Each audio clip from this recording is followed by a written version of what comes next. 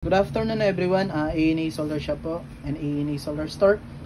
Reviewin po natin sir itong LV Topson na 5 kW 48 volts na toroidal hybrid inverter. So bagong labas po ito. Then sa nakikita nyo ito po, tinetesting namin siya sa LV Topson na 100Ah 48 volts. So lahat ng pinakita namin na to is available po sa shop namin. So message lang po kayo sa FB page namin, A&A Solar Store. And then available din sa Lazada shop po namin. So ayun po, ang nabago sa kanya, dati kasi kulay blue to, pero ito in-improve na nila. So similar siya or identical siya dun sa kulay blue na NX100. Pero ngayon wala na siyang makikitang NX100 talaga. So ano pang binago nila dito? Ito po, nagkaroon na siya ng 3 inputs, PB input. Po.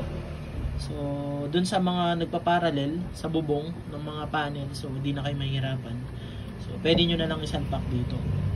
So, ayun. Basta wag lang lalagpas dun sa 150 max PB input. So, based dun sa ayan po. MPPT range niya. So, pero nakalagay dito is 175 volts. Pero mas maganda hanggang 150 lang tayo. So ayun po, ano pang bago dito? Ayun po yung dating nasa left side. So nandito na yung breaker nya. And so ayun, may BMS comms, port na siya, and RS 485. Itong RS 485 I think para siya dun sa Wi-Fi monitoring, and ito para dun sa mga battery. So ayan, tulad dito. Ito yung battery natin. So kung gagamit kayo ng CAN papunta dito, so mariread niya yung percentage ng battery niyo. So ayun po, pagdating sa interface, so ang nakita ko dito, same sila nung dati pero may nadagdag. So check natin dito kung mapapansin nyo sa mga user nito. System work mode, so ayun, battery same pa rin to.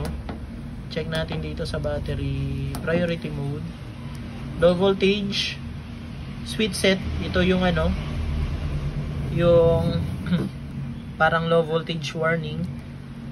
So check natin, low voltage restore from LVD nya. So ayun,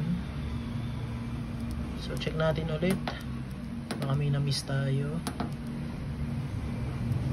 So ito naman, ayan, pakita ko na.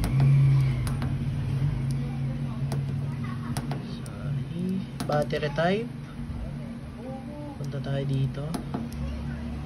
So ayan, sa battery type may SLA, AGM, gel, and lithium ion or customerized. So ayan, hihingi ka ng charge voltage. So ito yung low voltage LVD, dito nyo siya makikita sa battery type. So ayun, and low voltage with set, yung pala yung kanina, doon pala natin siya makikita. And low voltage restore.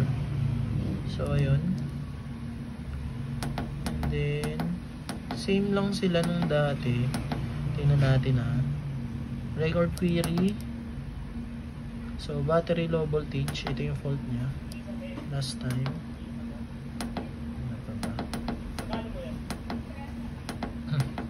Ito ang nakita kong comms protocol setting. So dun sa may mga battery na may comms communication cable, so meron na siyang option sa RS485, BMS Pylon, and BMS Pylon 1. So mamimili kayo dyan kung saan magko-communicate yung battery nyo. So ayun, dito sa left side, so wala siya. Ayun, meron ditong parang exhaust. And then yung fan nya nandito pa rin. So ayun, ang nakita kong difference na malaki lang pagdating dun sa comms cable. So ayun, importante tulad dito sa mga LV Topson, Leodar. So yan, may mga stock tayo dyan. So ayun po. So message lang kayo sa page namin, sa FB page namin, A&A Solar Store. So sa Lazada naman, A&A Solar Shop. So available po ito via COD. And may 3 kilowatt 24 volts din po tayo. Ito po, papakita ko na rin. Pero mag-upload po kami ng video nitong mga to. So ito, makita ko na rin. Oh, yeah. Wait lang. Para makita nyo lahat. Ayan. Yung tandem na dalawa naman. 3 kilowatt 24, 100 AH, 24 volts ni LV Topsan. So ayan, ang gaganda bago. Bagong labas. Ayan po. Mamili na lang po kayo kung anong mga gusto nyo dito.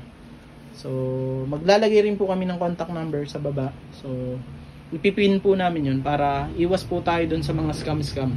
So, direct na po kayo sa store natin. Maraming salamat po.